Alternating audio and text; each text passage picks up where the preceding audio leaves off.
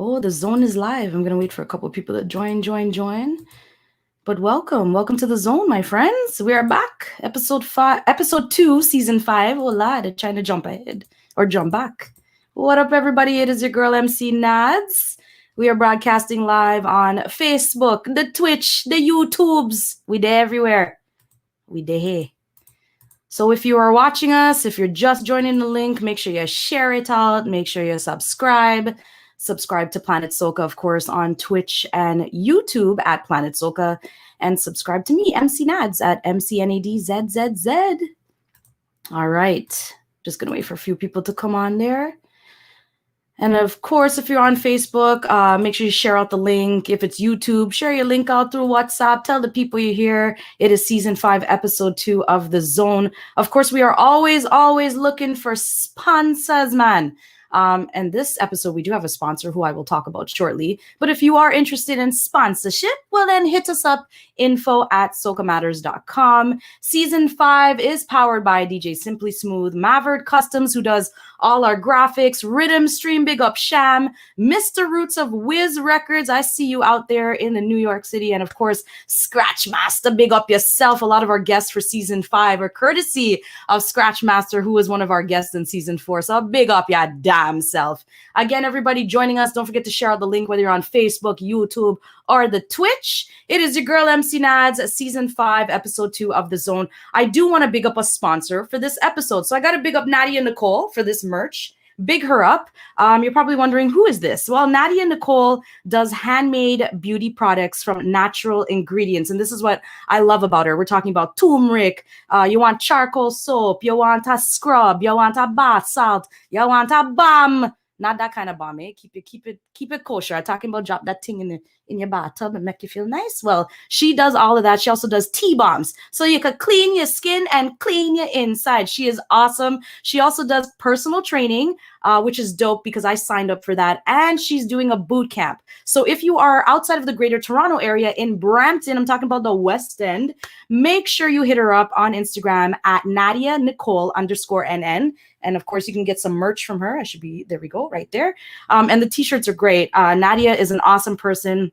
And I signed up for the boot camp as well. I'll actually be hosting it. This boot camp is going from August 4th to August 30th, right here in the West End in Brampton. So again, if you are interested, hit her up on Instagram at Nadia Nicole _NN, or you can hit me up at MCNadzzz and we will give you the details. Thank you, Nadia, for sponsoring episode 2. I'm so excited. All right. I'm done with the long talk now. Well, I can't say that because I got to talk this whole episode, but we have a great guest this episode. He was born in St. Vincent. Our next guest is a multi-talented individual, and let me tell you why.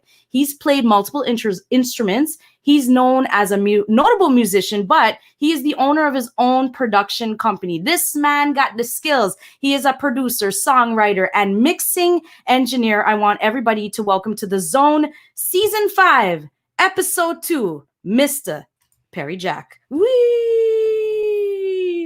I need songs. You know, between you and Casey that I interviewed last episode, somebody gonna have to make me and mash me some kind of like intro song to this. Like Casey 5 season. Yeah, like Casey. You got all that. Yeah. That's what he said. He said he got notes. Yeah, but he got that down, not me. He got that down. Mr. Parry Jack, welcome. Hello. Welcome. So of course, I don't know if you can see, but we're streaming live on Twitch, Facebook, and YouTube. So we're getting comments. I know there's Amanda that's locked on. She's always like, yeah. So big her up for locking on Twitch. Amanda is on. Hi, Amanda. Hi, Amanda. So, Mr. Parry Jack, first off, I love asking people, where are you located right now so people know, and tell me how your family's doing, how your wife. I want to big up your wife, Dr. Nadira Jack. How is everybody doing on your side? I'm in a secure location in Jersey, in a bunker.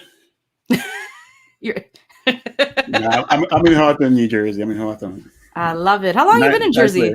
8 years now, I believe. 8 years. And were you anywhere before that? Like, were you home in St. Vincent, or did you go to New York? I was in New York since I was like 17. I love it. I love New York. Yeah. I haven't been back since 2019. I went to visit. I was in Brooklyn. I love Brooklyn. I went to Bed-Stuy.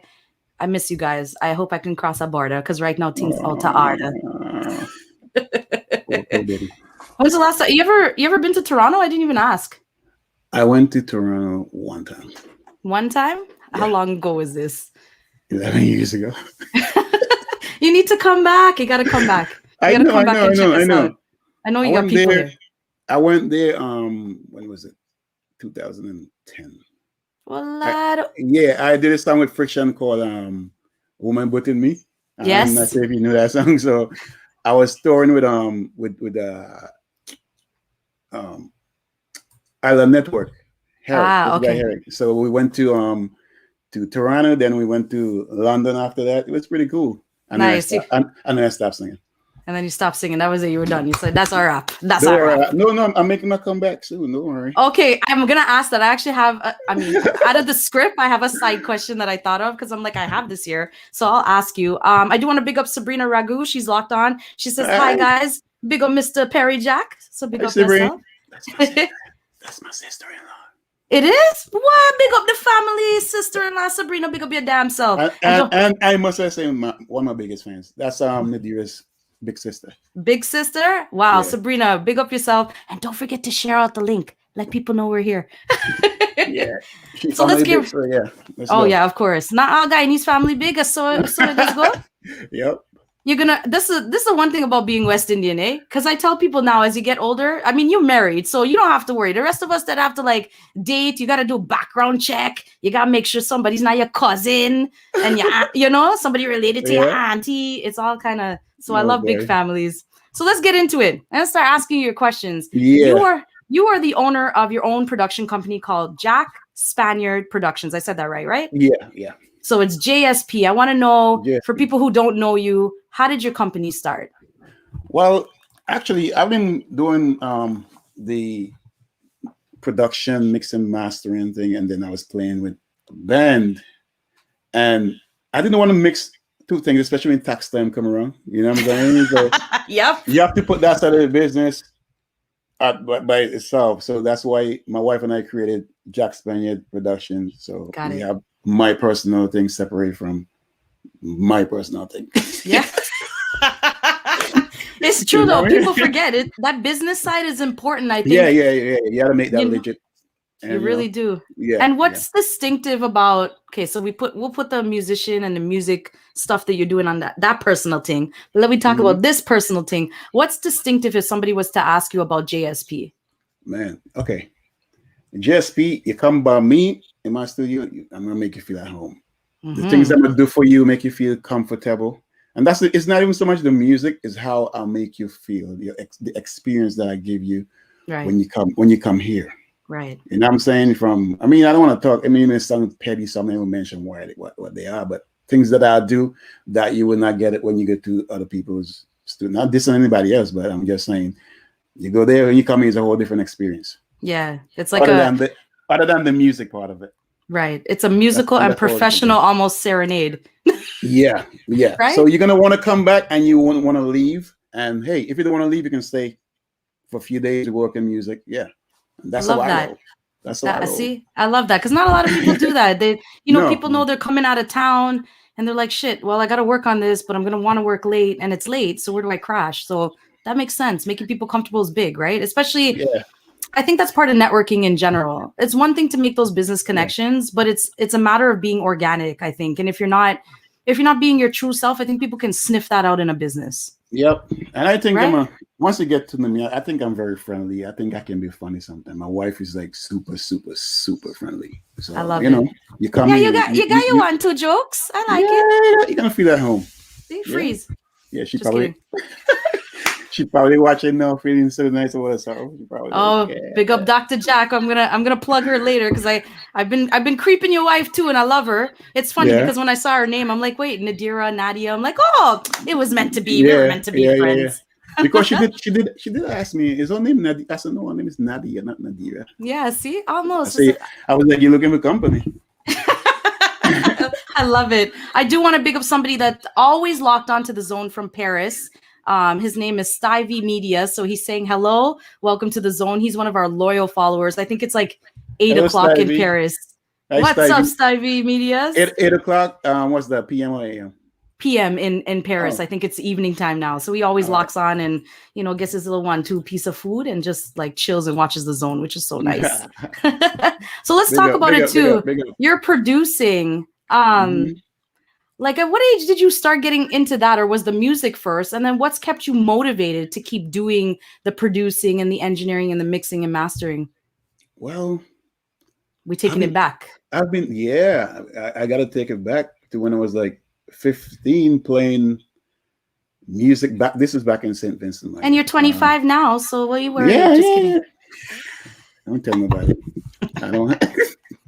Yeah, so I was like 15 years old playing keyboards on like a professional level with bands backing up, them Calypso tent and stuff like that. Yeah, that's where I came from. I was doing that.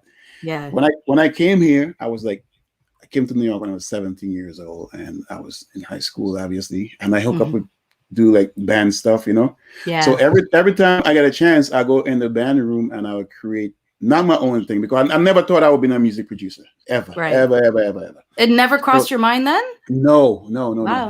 I was playing keyboards. I was going out with my band playing, and I was young. You know what I'm saying? Yeah, of course. So after school, sometimes I come home and I have the keyboard workstation, and I always recreate somebody's music, whether it's soca, R&B, hip hop, whatever. Like a cover.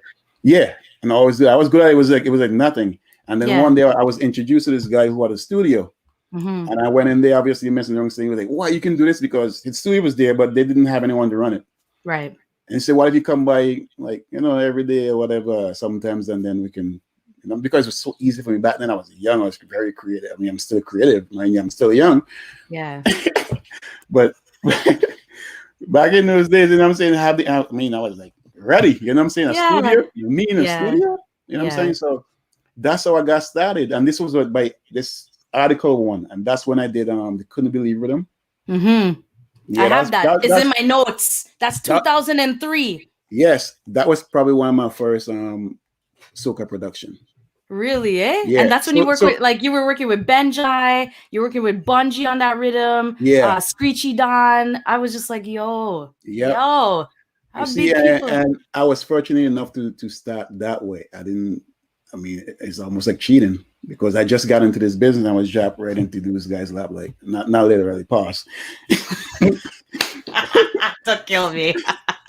Pause. So, freeze. Hold on. Take two. So I just got the opportunity to work with these guys who they could actually teach me something. Yeah. You know what I'm saying? About recording, about this and that. And those days, it wasn't like there was no YouTube. Yeah, there wasn't. It wasn't. This was like 20-something years ago. So imagine when you look at the year and you put the number to it, you're like, holy crap, that was what, 18 years ago? God, from that first rhythm. I forgot I'm 25. What am I saying? I know, right? It's only like 10 years ago. You're fine. Yeah. So anyway, I was working with naturally Red Fox, Screechy Don, Mr. Easy. Yeah. Those people. And I was young. Did you feel intimidated? Not at all. Those guys are really cool. Yeah. Because you know what? They kind of like see what I can do, and they really appreciated me. They really respect me for what I can do. So there was no sort of that. There was no ego. There was nothing. Just love. Because they like every single day. Yeah. And that's what I love, because everybody's story is different, right? Some people. And don't forget Ziggy Rankin. Oh, yes. He was there too. Yeah. That's what I love, because very talented dude though. Oh, he is. Yeah. Ziggy, I think he's very overlooked and very underrated, but dude is very talented. That guy he's got some talent. I do agree. I think he's underrated too, because I got his stuff on my, even though we're in a new age, digital age. Yeah, exactly, right. I love that. He bad. And that's what I like about your experience, because for you, it's not like, you come from like some crazy like background where you have, people can vouch for you. You had to earn it. And the fact that these guys like literally gave you the time and day to say, you know what, this is a new brain, a young brain. He's got the talent. Let's give him. So I like that. I love that about your story. Oh yeah. So, it's awesome. I like those days too. Yeah, of course. Don't worry. You have more. It'll just be different now, because you're a little older, but not too old. No, I got you. Don't say my name and old in the same conversation. Exactly. See? In the same sentence. No. So when you're looking for musical inspiration as of late? Like, where are you going to feel inspired still, and just feel creative? Where are you looking for You that? know, it's crazy. People might think that I get inspiration from other people's music or influence. No, I get inspiration from actually go in my studio, pull up some, maybe like a new thing that I just bought or whatever, new song, Yeah, and then I pull it up and start messing around. I may hear some song, I go like, whoa, this is dope. And that's what inspires me to actually create something. I love that. Not so much listening to what's going on, because I am not, I try to be a trendsetter, Yep. you know? I Yeah. try to create something new, not what everyone is doing. I mean, if somebody call me and say, I have an idea for a song, I need something, they send me like a reference, I need something like this, Yeah. I can do that easily. I mean, matter of fact, that's like so easy. Yeah. I'm saying, just listen to this. Oh, here, what I want a track like this. Boom, send that to me, and I'll just say, I just do that. Yeah, Real you quick. just put it together and it's nothing, Yeah, because that's yeah. you've But been doing it. it will sound totally different. It maybe have the same vibe, but it's way different. You probably can't even tell that it was from that. So Right. I can do that. You know what I'm saying? But most of the time, I get first inspirations from me messing around with my instruments and hear something that I never heard before, and I say, yeah. And over the years, do you find that process is shorter for you now, or do you still take, those few hours, walk away, come back, and Oh, continue to create?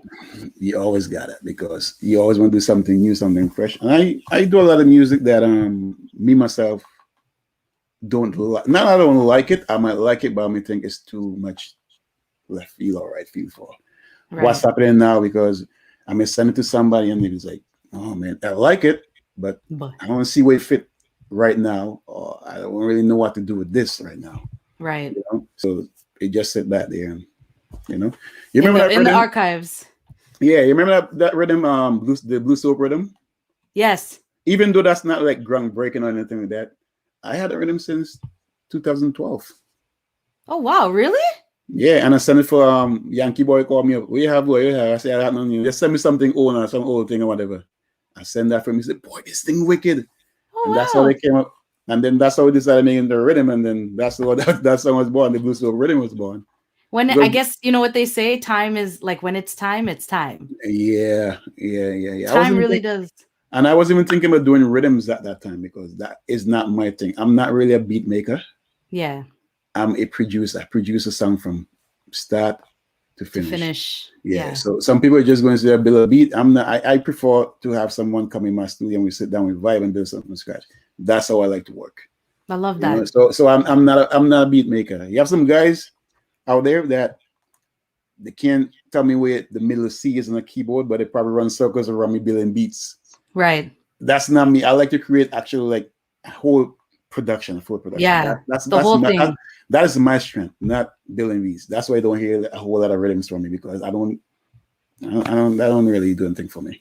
I And mean, coming I do from, it, but you'll do it, but it's not your love. Like, especially, right, which makes sense because you have that experience in yeah, musical instruments and singing and performing and playing. So for you to see that yeah, fruition coming from beginning to end, I yep. get it. That totally makes sense for what you And, do. and that's where my inspiration come from, because I'm feeding off of you right here. You right here. I'm vibing, we're talking, we're having kind of while we're working, and that joy that you might have right there is what gonna transcend into that music. Huh. Well, if I inspire you on something, give me a kudos, a little shout out. Yeah. All right. The next beat. I'm gonna do a beat right after this. So since we're talking about inspiration and all that, I'm sure people who are your fan or who are trying to get in the industry are probably wondering, who is Parry Jack listening to? So even I'm curious, are there any top 3 artists, even if you can't name like, in order, or even genre, that you might be listening to in rotation right now, or no? No. All right. My the way my process is, right? When I wake up in the morning, I go to the park. I pop if I'm driving, if something I drive is too hard, I drive. If it's not, the park is just right there. Very nice. Right. Park. Yeah. I walk with my put my earbuds in and turn my music on, random, whatever play. If I don't like it, I skip it. If I like it, I look and say, damn, this is nice. I save it. Right? Yeah. I come back in the studio, listen to it. If it's really nice, I use it as my as one of my references. If I like the mix. So it's not so much the music, the sound, the production of it. well, the mixing is part of it, but I listen songs for or record for the way the sonics. Right. You know what I'm saying? So I don't have a top 5 or whatever. Mm-hmm. Hear something I like it. You know what I'm saying? Even if I'm Yeah. watching a movie, TV or something, I hear something I like it, I put my Shazam. What's this? Yeah. Thank God for Shazam. Because I can't remember what the You know? ass I used to do before when I needed to find songs.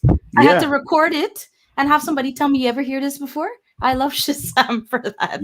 You know what I wish they had, and I think I saw something the other day that they might have. You know, sometimes you might hear a song you can't remember who, but you know the lyric. So you could just. I think they do have it though. Google Music apparently has that where you just sing a part of it, and it picks it up. They do have that. Yeah, they do. Apparently, you can speak into Google Music or something. Not even sing it. You could just say the lyric, and it's supposed to literally draw out the song that it thinks that you're referring to. That was my idea. There was? That was my... How you didn't patent this thing, boy? See, that's what I told my wife I should have done that a long time ago. Yeah, see? So since we're on this topic, I do want to maybe elaborate a little bit more because you talk about like listening to things and looking for certain compositions. So let's get on that because I have this question where, you know, I want to know, I guess, the workings of your brain and your process. So when you're the first thing you listen for when you get like a new recording, and specifically because that question is very open, let's talk about when you're mixing and mastering. Well, that's kind of easy. Mm-hmm. What I don't like, somebody send me something that's distorted. Mm-hmm. You know, if you send me something that's maybe slightly out of tune, I can fix that. I can't fix distortion, right? Right. I listen to the lyrics that you send me. One of them makes sense. You know, I listen to the arrangement and the song. There's a whole host of things that I do. There's just not one thing, right? You know. So you just kind of go with it. It's really a matter of listening to what you got first, and then seeing where you go from there, type thing. Yeah, definitely. If for instance, the kick doesn't work with the bass drum, I tell them to change it, or I ask them for permission to change it. Right. Or the kick don't really work with your bass. Can I change it? Oh yeah, go ahead. Or I ask them to do it. Or if they can't do it, or they don't understand how that bass should work with that kick, I mean, I'm more experienced, then I'll find the right kick or the right bass for that. Right. So I kind of help people out like that all the time. Yeah. That answer actually leads to my next question, because I was going to say, okay, so you suggest changes, which is great. Yeah. But when it gets sensitive, because I'm sure some artists, because not everybody, we ain't going to name no names. Not everybody is fantastic to work with. And people are very, and I get it. It's their creativity. They're stuck on what they think they hear in their brain. So how do you approach that sensitive task of trying to like, some people definitely like that. But I think what happens when somebody come to work with me is because they trust me, they trust my opinion, they value my expertise. You know what I'm saying? So if I have something to say, like change this or change that, they will listen to me. Right. So I never actually run into anything too bad. Somebody just totally like shut you down. Shut me down, yeah. Which is good. Always, or if this suggests something, if I'm doing some production, this suggests that I don't shut them down either. I'll change it. I might tell them why this probably won't work. Right. And I show them why it wouldn't work. So I'm not going to just shut you down and say, nah, move on to the next thing. I said, this wasn't, but let me try it. And I show you why it won't work. Because if I do this, blah, blah, blah, it won't because of certain things. And they say, oh, yeah, you're right. Good. It's the explanation, right? Like, because it's one thing to shut, because for people, they might receive that as saying, oh my God, he's just shutting down my creativity, my idea, but that's not what you're doing. You're trying to improve what they have. I don't do that at all. I listen to everybody because everybody has some sort of brings something to the table.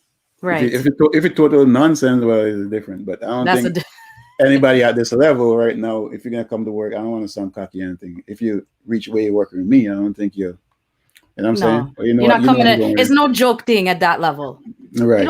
It's not a sounding cocky. You have worked hard to get to where you are. You are deserving to say that at that level, at the level you're at. People like, Scratchmaster, people like Casey Phillip, the level you guys are at, you're deserving to say that, because if somebody's coming to you now, they got to come correct. Yeah. And you need to see that somebody's serious. They're really about their creativity. They're about being serious about their music, because you don't need no kaba come side all stupidity. You don't need that. because that just means nobody's serious about what they want to do, and that's not who you are. So yeah, I try from what not I to. see. Yeah, I try not. I don't really mess around with that. I try to help people. I love to help people. Right. You know, of course, because we're trying to I grow. don't It's know. industry. It makes me feel good to help somebody. Of course. It don't have to be music. It could be anything. I mean, advice, anything like that. Hey, that leads me to my next question I had earlier. If that's the case, then would you be, and have you done any kind of mentoring? If somebody were to come to you and say, yo, Mr. Jack, I need a little help. I have X, Y, and Z. Would you be open to mentoring in the future, or have you done that? I mean, that's my life. I do that every day. That's all I do. Good. I mean, I don't want to sound like that to make it sound like so official, like I'm a mentor, but people call me all the time for advice regarding if it's a mix, mastering, or the writing, or the production, mostly production and stuff like that. They ask me a lot of questions. I'll be like, oh, I just heard this mix you did. How did you do that? Why are you using this and blah, blah, blah. You know what I'm saying? Yeah. I'll give them the secret. I mean, it's not a secret really, but I just give them, I mean, it's not a bother for me to teach people what I know. Right. You know what I'm saying? Because I learn from other people too. So it's just a way of giving back. That's more part. It's part of that networking. Yep. If they have like a contract and they're not sure how to what it says, how to break it down. I mean, I'm not a lawyer or anything, but I can do that. Yeah, because you speak from experience. That's why. Exactly. Absolutely. And I also did a little bit of that in school when I went to IAR, Institute of Audio Research. Oh, so I do a little bit of that. Oh, you didn't know that, huh? I read your bio. I did read it. I wasn't going to go into it, but yes, because I had all these other questions for you. But yes, I know you've got that educational background, which is key, right? Because without that, I think it would have been harder to maybe grow. You would have done it. Regardless, you would have done it because I feel like that was your calling. Well, before I even went to do that course, I was already doing I just did that recently. But the thing is, I mean, what used to happen, people are coming to my story, right? Yeah, mouth open story. You can come out. Let me hear story. Come tell me. People come to my studio, right? And they don't know me from anywhere. So they'll ask me, damn, you're really good. Where do you go to school? I didn't go to school.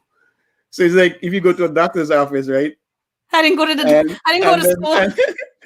And then the doctor gives some diagnosis and they say, oh, wow, doc, yeah, how do you know that? Where do you go to school? What kind of I just pick up this thing on the side. I just decided to. So I kind of look at it like that. Right. Plus my wife is a professional. So, I mean, let me try to keep up with that too. You know what I'm saying? So wifey is a doctor for people who don't know. So the last thing you need is Dr. Jack saying, well, I kind of picked it up on the side. No. Right, exactly. I went to school for this. So it's I don't want to be embarrassed or embarrass her. It was not so much that embarrass her. Like we go out and then Dr. Jack, oh, that's my husband. She do it. He does music. Oh yeah, what did you study? Oh, I didn't go anywhere. They did not take me seriously. Right. You know what I'm saying? So I just got to get out of so I can confidently say, well, yeah, I went to the Institute of Audio Research. Right. And that's one of the main reasons why I went, because I was way too advanced. I don't like to sound like that, but I'm not saying I learned a lot from there. But yeah, of course. But the way I was already in my career, it didn't really, because it's like going back to kindergarten learning ABCD. I mean, obviously, because you got to cater for people who don't know anything at all. Right. So I'm sitting there and they're teaching that C and this, that, and blah, blah, this is the EQ and this. I mean, I know this. It was just a little refresher for you. Yeah, but it wasn't bad because there's things that I didn't know that I learned, obviously. And that's the good thing about it, right? Is some things is a flashback to refresher, and then other things were, okay, now the skill that I have developed, I can now refine that and use some of what I'm learning. So I totally get it. And then again, you can understand, oh, this is why this does this. Yeah. Now you can go under the hood. Yes. You know to do it, but now you can really see why the mechanics. Yes. Yeah, absolutely. So that was good for me, I love that. So let me transition to this next question because I'm excited about this. So I read that the 64th annual Grammys for 2022 that's happening in January came up with a new category. And I've been incorporating this question in a lot of my interviews because I feel like the new category is called Best Global Music Performance. And I'm trying to get people's opinion about what you think the category might mean for soca music, for soca artists, and just the representation of Caribbean people, in your opinion. In my opinion, my honest opinion? Yes, Honest, honest honest, opinion. honest, honest, honest, honest. We are nothing but honest on the zone. Nobody won't get offended. If they get offended, then they don't need to watch. Not a damn thing. Because before it was called global. I'm not global. World music. World music, yes. World Yes, it music was something. called. Yeah. All they did is change the name. It's the same thing. They wasn't looking at they weren't looking at soca at that time, and I think soca was basically part of world music. Yes. Like, and I did see that when I went on the Grammy website. For anybody who doesn't understand what the hell I'm talking about, you can actually see the chart. It shows you what the category was before as world music, and then it's even though they say it's a new category, it seems like it is refined. It's just best global music. Yeah, maybe. I mean, I'm praying that now we get some sort of recognition that they refreshed it. Yeah, that they look when it was world. So I'm not that enthusiastic about. I'm saying I'm not. Yeah, I'm not jumping up. I mean, if it happens, it happens. You know. Yeah, but if it doesn't, it's not anything that we're not used to by now. Which is not. What they need to do, however. Let me hear. Talk to things. Is you see now they have not now since 2000 they had the Latin Grammy Award. They have their own award, Latin Grammy Awards, right? And they have different like categories. Country music awards. They have the regular Grammys. Yeah. Right. So what we need is a global Grammy award. Now that's an idea. Where we can have the soca, the dancehall, whatever other genre, the Trinidad. Yes. You know. You're right, because I'm getting so sick. I'm not just even saying just the Caribbean. I'm saying all over the world. Maybe some of the African countries that wasn't even like looked at before. Now they could be under that same umbrella. Because I'm getting sick of soca music being called reggae. Oh Lord, does that piss me off? Can I tell you? Because it's one award, right? It's one category, right? Yeah. And it's one award. That's it. Do you know how many people do global? Let me call it global music now. Global music. There's a lot. There's so much music. Artists out there? Yeah. We're not even. We know there's Brazilian music. There's there's just so much stuff out there. Now, if we have the global Grammy, you know what I'm saying? Yes. Now we can have all these other categories: best new artist, best new soca artist. Yeah. You know what I'm saying? You could have best new reggae, best new Brazilian, album. Yeah, exactly. No, I'm not talking about even Brazil. I'm focusing on our people, region right now. Yeah. So, you know what I'm saying? So we could have the best, like I said, breakout soca artists. Yeah. Best new soca artists. Soca video, best whatever. Yeah. You know what I'm saying? Give veteran award in the soca industry for all our all our older artists who pay foundation for us. You know what I mean? Like, man, that would be something. So that is what we need. We don't need no category in the Grammys. We need our own global, and then I'll be impressed. And you know what? I think that's the narrative I think we need to be pushing as a people. Oh, we got to big up Scratch Master. The man has reached on the Facebook stream. Thank you. Thanks, Scratch, for hooking us up, by the way. Appreciate you, man. So let me ask you this. If a young person who's in the industry trying to become whether producer, engineer, or even maybe potential artist, is there any advice you would give them from your experience? Like, what's one thing you would tell them? I mean, practice is one.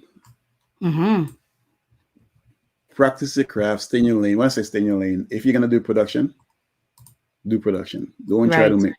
I mean, I can tell you that from experience. If you're doing music production, do music production. Don't be mixing. Don't be trying to match. Send it to the people who does that. I fall victim to that for a long time because I got into mixing and mastering, and I totally love. I have a passion for making songs or music come together and hear the input. I do have a passion for that, right? So if you're doing that, because what you're going to take away from, if you want to mix and master, you're going to take away from your actual production. And that's why you're not really hearing much music coming from me, because I am so booked up doing mixing and mastering that I have no time to create. Yeah. So that's one advice I'm going to give them. Try to learn the business. Yes. Somebody else said that in another season. It's learning the business. It's the business aspect at the background, not the front of what Try you're to, doing. try to learn the business. I get a lot of calls all the time with people asking me some question, which I think they should have already known. Mm-hmm. You know, I mean, I'm not judging anybody, but you should have known this. You're doing this for a while. You should know Yeah. this. So that's one thing. Learn the business, and you should be all right. Yeah. You know. Good advice. I like that. Yeah. So let's talk about some of your resume in the industry is big. I mean, we touched on the Couldn't Believe Rhythm 2003. You know, I did my research. There's rhythms I'm aware of that I've seen your name. I'm like, who is this guy? So there's Kickstand, Corner Rock. Oh, those were those are recent. I know those are recent. We're not even talking about the stuff way back. And even like, you know, the recent one, Pop's Guitar. And then I saw, because I've been on your Instagram, you just did the 2021 rhythm called Uncle Joe, where GBM dropped his track, Sherwin, Winchester. Well, I just mixed and mastered. I didn't produce. That's DJ Spider. Big up to Spider. Yes, DJ Spider. Big up to him for producing that. But at least your skills of mix and mastering is on that rhythm as well. Yes. You know, do you have like of your mixing and mastering, or maybe even your producing, either side? Has there ever been a favorite project that you've worked on, and why? Do you want to go way back? Yeah, let's go way back. It's when I actually, I don't know, because it was so long ago and I was young, and the excitement and the joy that I still feel working on the Couldn't Believe Rhythm. Yeah. Oh yeah. Okay, that makes sense. Yeah. The reason is, I mean, I did all the recordings, but now it's so different now, where you send the rhythm to somebody, they do the vocal, you gotta accept or take what they send you. Yeah. So you know what I'm saying? Yeah. Now, back then, they come into your studio to record, so you actually producing your record the way you see fit. The control is you. Yeah, it's not so much control. I want to say control, but your creative vision is what you're gonna, you know what I'm saying? You're gonna see that through. So now you're saying to somebody who don't even have passion for your project, and they're recording, and you get it back. It's like, damn, why is this song like this? Why is it she off here? Why is he off here? Why they record like this? Why is it distorted? Why they couldn't fix this? You know what I'm saying? Yeah. If you're doing so, back in the days I doing Couldn't Believe Rhythm, Bungie was in the studio with me. You know what I'm saying? Benja and Gillen was in the studio with me. Buddy Ramsey, there was like a million people in that rhythm. Everybody was there in the studio. Yeah. So those were my favorite. That could have been one of my favorite projects to work on. I love that. That's a good memory. Is there an artist that you want to work with that you haven't yet? And it doesn't necessarily have to be Soca. It could be any. It could be anything. Soca. Let's stick to Soca. Tell me. Kes. I haven't done anything with Kes, and I want to work with Kes. Ooh, we putting it out there. Manifest that shit. He's gonna work with Kes next. That's it. You know why? Would you want to produce? Yeah. Yeah. Yeah. The reason is that Kes and the band, I could do music for Kes band. You know what I mean? That's fit together like a glove, because that's my thing. Yeah. Band music is my thing. Yeah. So I could actually do something that will fit Kes like a glove. Well, we need to make this happen. Kes, watch this interview and hook the thing up. That's it. Yeah, but he's one of the guys. I'm gonna go tag him in this. I'm gonna be like, here, I have somebody that you need to work with. I know you don't know me, but here, just go with it. I just linked up with one of his writers anyway. So you did? See? Yeah. Daryl. Yes. So he's gonna try to make that happen. I love it. I can't wait. That's gonna be cool. All right. Yes, my dude. So looking at soca music and the Caribbean music industry in general, post-pandemic now, because I mean, we've gotten to a point where I guess I can kind of say post-pandemic or different world pandemic, whatever. Do you think the industry overall is in a good place and a good space? Or do we, as the industry, need to do more to push soca music or push the narrative of what soca music is?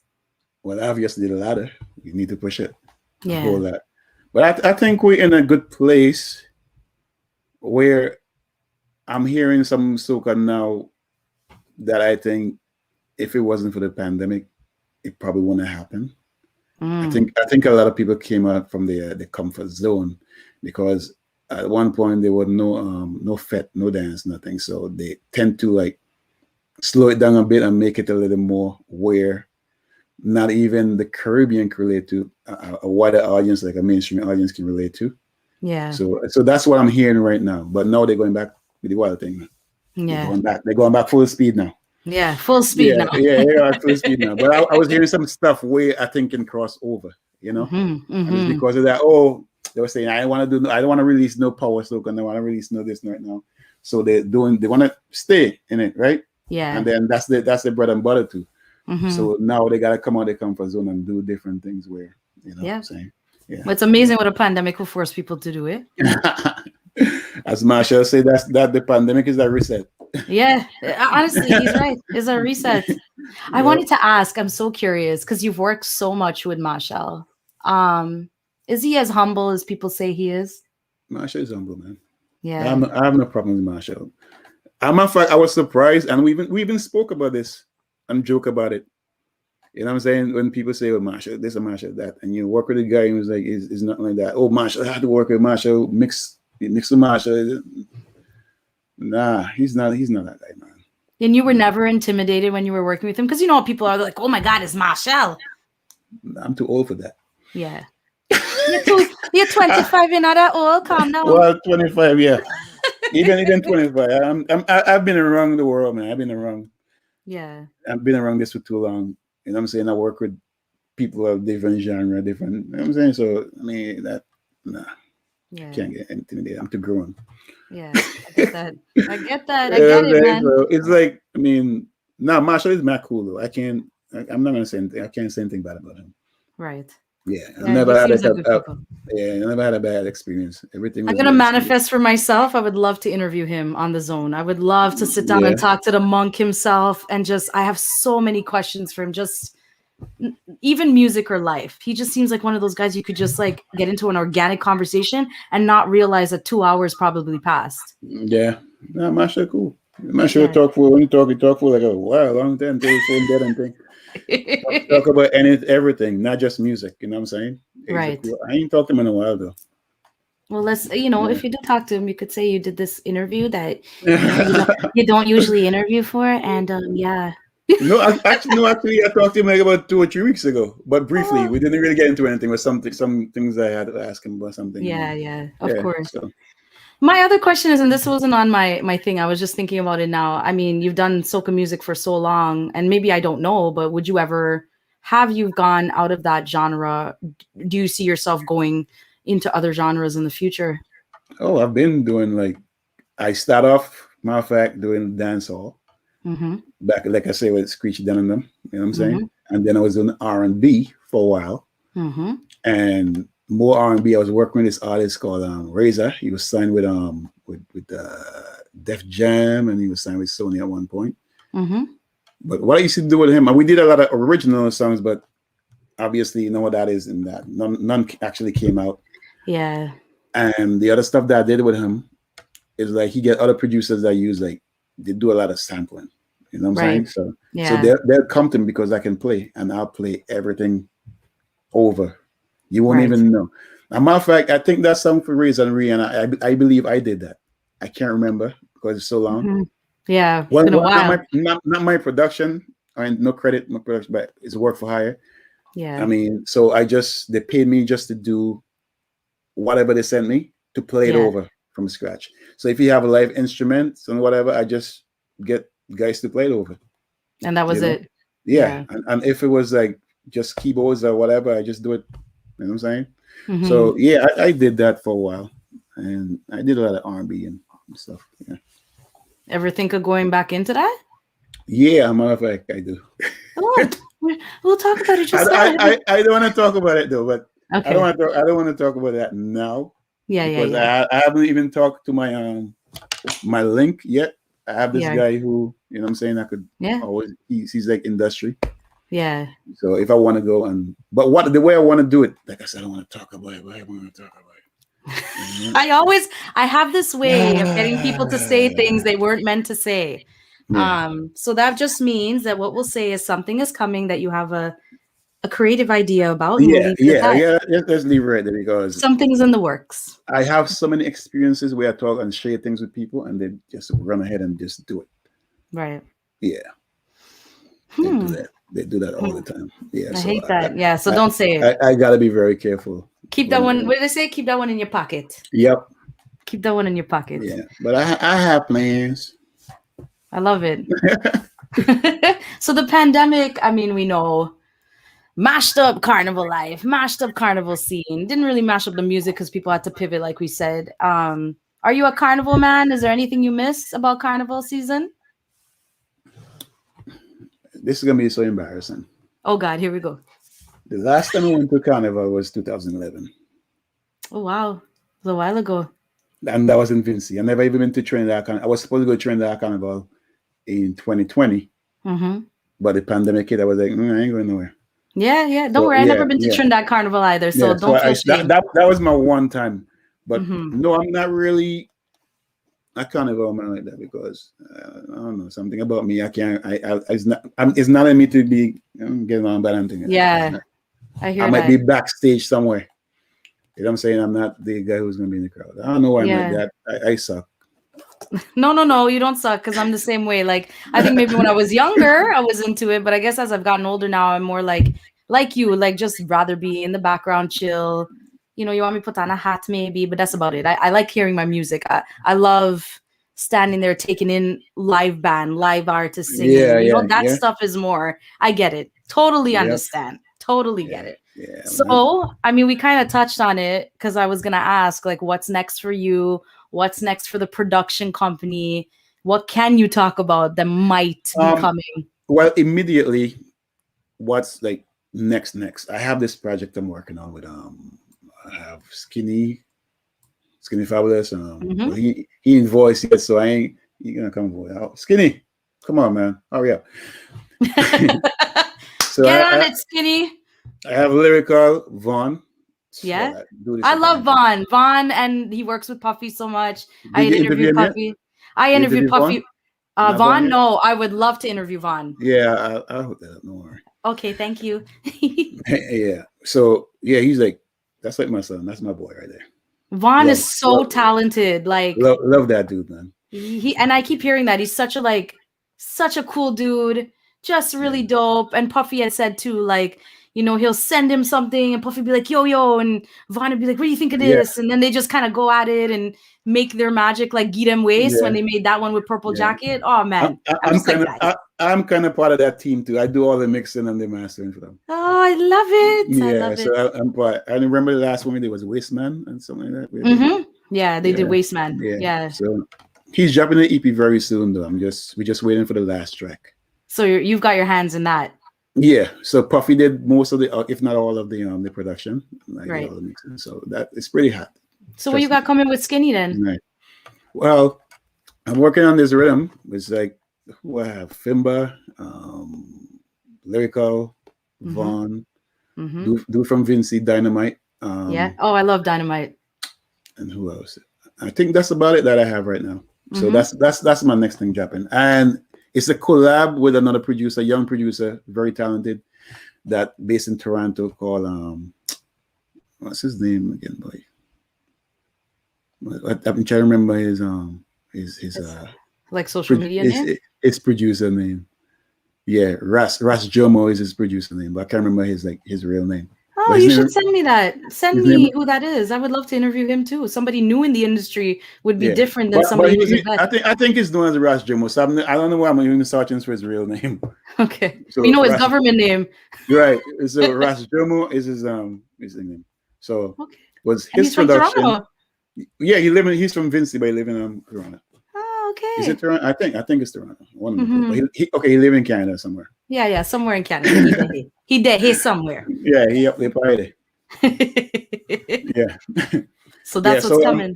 So I'm collaborating with him in the project. It's pretty nice. I mean, it's gonna be a nice one. I love it. That's great. Well, the people gotta check on your social media and figure out what's coming. Of course, I want you to tell people where they can link you up on social media, how they can connect with you, where they can find JSP. Let the people know. I have a website. I'm still working on it, but it's up. You can check it out. Jack Spaniard, jackspaniard.com. And obviously, I'm on Instagram. I'm not on Facebook. No, and you're not on YouTube. They look for me on Facebook. I think I have something. Look, I tried searching our YouTube page and I could not find it. So or maybe not. Because I'm not social media savvy. I'm not. That's okay. If you need somebody to do that, I live here. This is what I do. I know. I need somebody. I need a team. I need someone to do that for me. Yeah, we're gonna have to hook you up on that. But tell people where they can find you on Instagram. Parry Jack. That's my name. At Parry Jack. Simple and easy. Parry, I love that you did this interview. Thank you so much for being here today. Thanks for having me.